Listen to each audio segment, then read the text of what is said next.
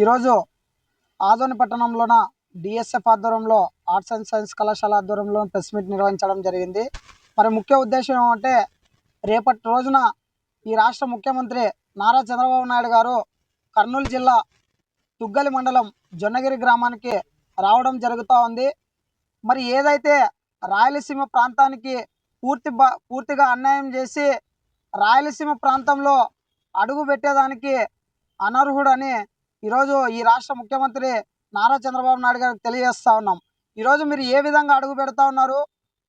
రాయలసీమ ప్రాంతంలోనే పూర్తిగా ఒక ప్రాజెక్టు కూడా మరి 2 ఏండ్ల ప్రభుత్వం పూర్తవుతున్నా కూడా రాయలసీమ ప్రాంతానికి ఎన్ని నిధులు కేటాయించారు, ఏం అభివృద్ధి చేశారు, రాయలసీమ ప్రాంతానికి ఏం అభివృద్ధి చేశారనేసి ఈరోజు ఈ రాష్ట్ర ముఖ్యమంత్రి గారిని మేము అడుగుతా ఉన్నాము. విద్యారంగ సమస్యల పైన మరి ఎన్నో వినతి పత్రాలు తెలియజేస్తా ఉన్నాము. ఈ విద్యారంగ సమస్యల పైన అభివృద్ధి లేదు, తర్వాత ఇక్కడ ఉన్నటువంటి ప్రాజెక్టులు అయితే అభివృద్ధి లేదు, నీళ్లు నియామకాల పైన అభివృద్ధి కూడా నడపలేనటువంటి దౌర్భాగ్యమైన పరిస్థితి ఈరోజు నారా చంద్రబాబు నాయుడు గారిది. మరి రాయలసీమ ప్రాంతానికి పూర్తిగా అన్యాయం చేసి ఓ వేదవతి ప్రాజెక్టు పూర్తి చేయాలనేసి అడిగినా కూడా మరి ఈ ప్రాంతంలోన మరి దాదాపుగా ఆదోని జిల్లా ఏర్పాటు చేయాలనేసి కూడా అడుగుతా ఉన్నా కూడా మరి నోరు మెదపనటువంటి పరిస్థితి ఈరోజు నారా చంద్రబాబు నాయుడు గారిది.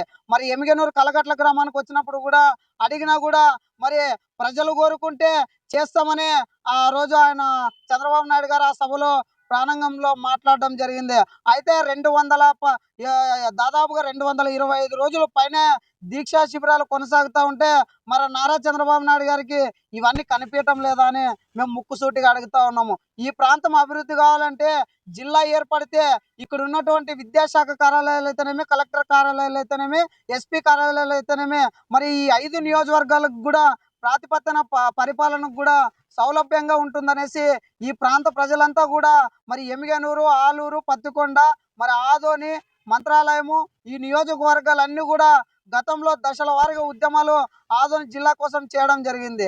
మరి ఈరోజు ఆదోని జిల్లాగా ప్రకటించండి అనేసి అడిగితే ఎక్కడో 70 కిలోమీటర్లు 78 కిలోమీటర్లు ఉన్న నంద్యాలని జిల్లాగా ప్రకటించారు వాళ్ళు అడగకపోయినా. మేము అయ్యా మా ప్రాంతంలోనే 100 కిలోమీటర్లు 120 కిలోమీటర్లు అవుతుంది కర్నూలు పోతా ఉంటే మా మధ్యలోనే ఎంతో మంది ప్రాణాలు కోల్పోయారు, మాకు ఆదోని జిల్లా చేయండి అని అడిగితే కూడా మరి నోరు మెదపకొక్కున్నట్లు ఉండడము, మరి పాలకుల నిర్లక్ష్యం వల్ల ఆదోని ప్రాంతాన్ని కూడా చిన్న చూపు చూడడం అనేది చాలా దుర్మార్గమైన పరిస్థితి.